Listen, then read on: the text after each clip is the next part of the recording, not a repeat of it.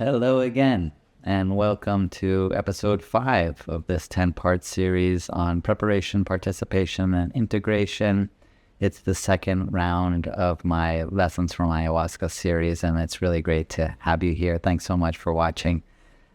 We're in the middle of the participation part of this series, and we talked a lot about attitudes, mindsets, energies, especially working with the concept of moving away from fear towards trust and checking in with our energies, and especially the importance of communicating to the spirits in the ayahuasca ceremonies, or to the spirit of ayahuasca or other spirits, and working together the same way that you might have a collaborative effort of communication if you were to ride a horse, which was the example that I gave, which I think is a really helpful one in terms of understanding the experience and how it really does come into its existence, or the form that it takes as a result of that collaborative effort. So you play a really important role, unlike the idea of like riding a roller coaster, for example, where the ride is going to be the same regardless of how you feel about it. Experiences like these, especially with ayahuasca, are very much influenced, if not completely dependent, on how you contribute and especially how you respond to the experience. Now we're going to move into a few practical ideas that I think are very helpful in the participation of working with ayahuasca or other psychedelics, or any really healing modality or important endeavor. You've probably already heard the term state your intention. Typically in an ayahuasca ceremony, participants are guided to state their intention at the time when they receive the cup. So just prior to ingesting the medicine, they're encouraged to state their intentions. Usually this is done mentally, but it's important to know that what you're in the frame of that communication, what you're trying to achieve is essentially like letting ayahuasca know, or letting the spirits know why you're there, what you're hoping to get out of the experience. Obviously, that would be the intention, but to phrase it as if speaking to ayahuasca. Now, for me, what I've come to over the years to find as one of the most helpful ways is just that, to say, help me. So I ask ayahuasca to help me to achieve my goals. And I can tell you now, like almost every time, if not every time I have that cup in my hand, and I'm speaking to ayahuasca to inform ayahuasca of my intentions, I always start now with the phrase, help me to let go of my resistance.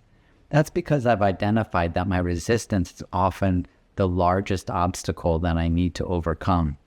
It's not actually the problems that I have, it's my resistance to experiencing those energies or entering into those processes that actually creates the greatest obstacle for me to work through them or resolve them. So I almost always start my intention with, help me to let go of my resistance. And then from there, I might go into the more specifics of my intention for that ceremony or that particular healing work. But to have my intention start with help me, to me, reminds me that, hey, this is my work to be done. I'm not asking somebody to do it for me and I'm just going to take a back seat. No, I'm ready to do the work to the best of my ability, to contribute everything that I can, mentally, emotionally, and physically, spiritually, and with my energy. But I just don't feel like I can do it all on my own, which is why I'm asking for this help, which is why I'm here in this ceremony, such that I can be helped to achieve my goals, rather than saying, hey, just do this for me. And I kind of use the example of, if I had someone over for dinner, let's say, afterward, if I were to say, hey, could you help me do the dishes? In my mind, I feel like, yeah, I'm more likely to say yes to that. If I say, hey, could you do the dishes? They might still do it, but it just doesn't feel like the same resonance of that energy and the dynamics of our relationship as to when I say, could you help me do it? So for that reason, I do find it's beneficial to say, help me to do this. And like I said, I have found my greatest obstacle is often my own resistance. So I do start my intentions in my mind when I'm holding the cup of ayahuasca, help me to let go of my resistance. And then I might go more specific into the details of my intentions for that ceremony. Now, having said that, after I've stated my intention, and I always say thank you, and I do feel grateful, I feel gratitude that I get to have this experience, I drink the ayahuasca, then I have this time where I'm back at my location, my place in the ceremony, where I'm just kind of waiting. Everyone is at that point waiting. We're waiting for the ceremony to really kick off, to begin. We're really also waiting for the energies and the effects of ayahuasca to come in. And it's during that time that I find it most beneficial to set aside that intention. So I really do imagine like, okay, that is my intention. That is why I'm here. But for now, I'm going to set that aside. And instead of thinking and focusing on something that's probably negative, probably something that I don't like, or probably something that has bothered me or troubled me or is a literal affliction that causes suffering for me, I'm now going to change course and begin a gratitude practice. That's the way that I feel is best to generate my most welcoming energy. And that's the way that I look at it. I want to welcome the energies of this experience, the energies of ayahuasca, or the energies of a particular psychedelic that I might be taking, or whatever the energies are that I'm entering into in this process. I want to welcome them such that I get to that level of embrace. At the very least, I want to accept them such that I'm not resisting them. I'm not pushing them away again, like letting go of my resistance. And so I always start with my eyes.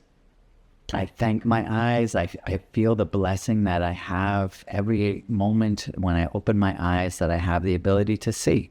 And I tie that to certain memories of seeing beautiful environments, locations, beautiful sunsets. I was there to witness the birth of my daughter, so I'm so glad that I got to see that. There's so many things that I feel so grateful that I got to see, and that's really because I have vision. So I thank my eyes, and I thank the ability to see and feel the gratitude that I have for that. Then I go to my ears, and the same process. I think of the joys and the things that I've been able to listen to and hear. I go through that process with all of my senses. I go through into my organs as well. Thank you to my heart. It's been beating since before I was born. My lungs, which continue to breathe for me, whether I'm conscious of it or not, whether I'm asleep or awake. All of my organs and the magic that they do in collaboration to make me the living being that I am. The reality is that so many things in my life are actually going really well. Yes, I have some problems, and that's what I'm here to address. But I also want to recognize all the blessings I have in my life, all the things that I'm tremendously grateful for. And so I continue to go through that process. I then go through a list of all the things I don't have that I'm grateful for. I start with my toothache. I don't have a toothache. Thank God I don't have a toothache. I'm so glad I don't have a toothache. Hopefully I don't have a headache. Hopefully I don't have a backache or a neck ache or any aches and pains, or certain aches and pains. If I do have some, I don't have others. And then all of the diseases and the illnesses and the afflictions that I don't have, and I'm very thankful that I don't have them. That list is almost endless of all the things that we don't have, and I try my best to go through those to remind myself of all the blessings that I do have in my life. And yes, there are certain things that I want to change, but for the most part, I have tremendous blessings in my life, and I'm so grateful for that. By doing that, I feel like I'm beginning to raise my energy. I imagine that as like a light that starts to shine brighter and brighter the more I raise my energy into those states of gratitude and joy. And I also will tie those to memories. So those are memories that I have of my life where I feel very special, that I had moments that I really felt at peace or felt joy or love in my life. Of course, that then ties to the experiences that I've had and how much great gratitude I have for certain experiences I got to have. And of course, the people in my life, the relationships that I have. I think of how blessed I am to have the brothers I have and the parents I had, and my wife and my daughter and my friends and all the teachers I've had and all of those experiences that I got to have, places I got to be, things I got to witness and see and participate in. All of that is generating this inner light within. That's how I imagine it. And especially all of this positive energy. Now, because ayahuasca will be a foreign energy to me, by bringing myself into this high state of resonance, this high frequency energy, or this bright light, I feel like that greatly increases the likelihood that I will not resist ayahuasca's energy when I feel it, and that I won't even just accept it, but I'll want to embrace it. And I kind of picture that as like opening the door to a guest that you want to come into your home. You want to make that space for them to come into as warm and welcoming as possible. And that's the environment of my inner environment, my inner home, that I want to make as warm and welcoming as possible. So I do that with a gratitude process. And then when ayahuasca comes in, hopefully I have less resistance, greater acceptance, maybe stages of embrace where our energies are coming together. And that's really when that magic happens, when our two energies are coming together. There is this energy from without and this energy from within. And when we combine and come into this resonance, then I imagine our light getting even brighter. Ayahuasca comes in and it amplifies my senses, or gives me access to more sensory information. It amplifies that energy that I have within.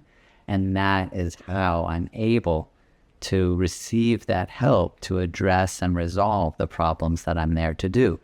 Once that's happened, which is kind of like when you're in an airplane and it starts to take off, it's that ascension up into the sky, in through those different layers. That's when things start to feel uncomfortable. That's when the pressures are changing and you're feeling that in your system.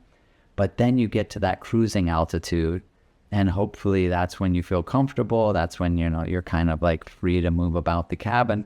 That's a space that comes into the psychedelic experience as well. So there is that liftoff, and that's where you want to like be in that state of trust and have an energy of acceptance and embrace. And then when you get to that full resonance where you're in that plateau, that cruising altitude, now let's take what we had set aside, what our intentions were, and let's shine this brighter light into what could be a darkness in our life, such that we illuminate it and have clarity on it so that we can see what needs to be done in order to achieve the resolution or the healing of those issues. And that to me is a really good strategy. Another strategy that I found very, very helpful is if I don't have it go magically. If I do have some level of resistance, and that I think is pretty normal, especially if you're just starting out in working with psychedelics, but really it doesn't even matter how long you've worked. The day might be the way that it is, or your own personal cycle or process that you're going through might be such that, yeah, I do have some resistance to this, and I want to recognize it. So I want to have my awareness able to assess my energy and see, am I resisting?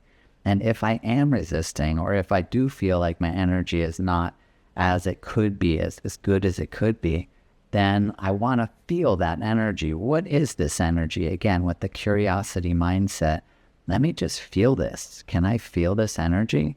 Asking with that curious mind to become greater and greater aware of however these energies are. And if I feel into that energy and I recognize it for some type of emotion that might be tied to resistance, oftentimes in different phases of fear, we respond with resistance. And that could be our guilt or our shame or our pride or our anger or fear in any manifestation. Then I ask, can I let go of this? Can I let go of this energy? Because this energy is tied to my resistance, and I want to let go of my resistance. When I ask the question, can I let go of this? I know that I'm asking to a force and a wisdom far greater than me. And so I always know the answer is yes. If I were to declare it myself, I might doubt myself, but I know that another force greater than me would answer the question, can I let go of this, with the answer yes. Almost immediately, I'll start to feel a little shift in the energy as a result of asking the question, can I let go of this? When I feel that shift, I feel like I've activated the letting go process. Now I'm moving away from this energy. In order to complete that, though, I do need to let go of it, which isn't going to happen if I'm holding on, looking at it, hoping that it's going to go away as I hold it in my attention. So to do that, I take a regenerative memory, a memory that I have kind of like a playlist of. And I think that that's a good idea in our preparation when we were going through looking at certain memories that we might have that we think could be tied to the way that we've become in our story. It's also good, obviously, to have recognition of the memories that we have that contribute positively to the way that we are in our story today. And so I'll take a regenerative memory, or a memory where I had a really good energy when I was in that state of joy, or when I felt that state of peace, or that love in my heart, or whatever that may have been. And I will breathe that energy in. So I start that process just by bringing my awareness to my breath.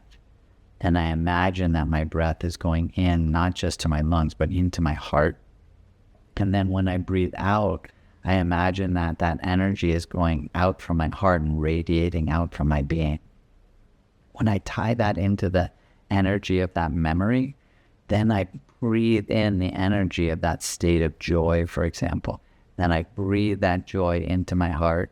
And when I exhale, I radiate that joy out into my being. And through that process, I'm able to complete the letting go process of that lower energy, that manifestation of fear, expression of fear. And I'm able to now introduce and bring into my field, into my state of being, that higher energy, which is my goal. So I do that with that breathing process where I breathe into my heart and radiate the energy out. And I tie that to a memory of a regenerative emotion, an emotion that fills me with energy, that brightens my light, that creates more energy in me, as opposed to a degenerative emotion, which would be like one of the expressions of fear, where it's actually depleting my energy. That's why we call it a regenerative emotion or a regenerative memory. Though that's another way that I work in ceremony to generate the energy I want, to increase the likelihood of that resonance with the energy of the ayahuasca or the other psychedelics in that experience. And I found that to be very, very helpful, especially just the visualization of brightening my light. And like I'm brightening my light such that I can now shine it further and see more clearly what I need to understand in those darker parts, in the darkness of my life. And that could be the darkness of a particular energy or the particular topic or relationship, such that I have more clarity and have better understanding that might lend me to increase the likelihood of my forgiveness or my letting go of particular aspects of false beliefs or energies that might be tied to those memories or those experiences or those wounds of trauma that might need my reflection and hope that I can resolve them. All of this is kind of built on a philosophy that I developed called the eighth note. The eighth note is the idea in music that there are 7 original notes in a scale, like A, B, C, D, E, F, G. And then the eighth note is the first note again, but at a higher octave. So it would be A again. And that is the eighth note of my scale, I'll call it. But it's also the first note of a higher scale, the scale of an octave higher. And that to me was a way to understand this concept of a spiritual dimension, or the world of spirits, as they call it in the Shipibo tradition. They may exist in an octave, a scale above our own, a higher frequency. And if we can bring ourselves up to our eighth note, then we commune with them on their first note. So the communion with the spirit world or dimension could be this place where we're at our highest frequency of energy, our highest note, and that is where they can meet us. And I do believe that the spirits want us to achieve that. They want to bring us up to that level such that they can commune with us, that they can offer their assistance and show us and share with us their guidance and their wisdom, such that we can use that to help to resolve our problems and to address the issues that we have, the reasons why we're there in the ceremony. But to do that, we do need to let go of those lower frequency energies. We do need to let go of the energies that create that resistance in us.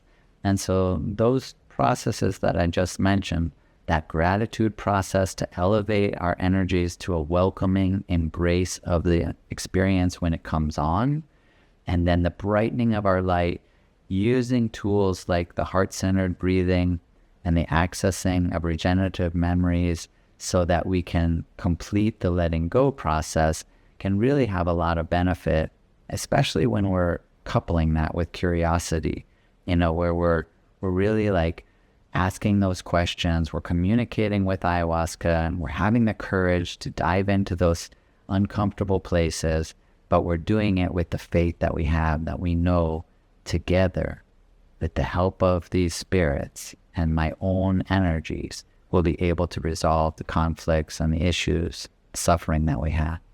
So I'll end it there. I hope that was helpful. The next one will dive a little bit deeper into that process as well, and that will wrap up the participation phase of this series. Thanks again so much for coming here, watching this video. I hope that you found some benefit in it. Feel free to comment, feel free to reach out and let me know if you have any other ideas, or if you just want to let me know how things are going for you with what I've been talking about, or anything like that. Leave a like, subscribe if you want to do that. That would be great. Or check out the website, ayahuascafoundation.org, if you want to learn more about our program. So thank you again so much, and I hope that you'll join us on the next episode of this series. Bye-bye.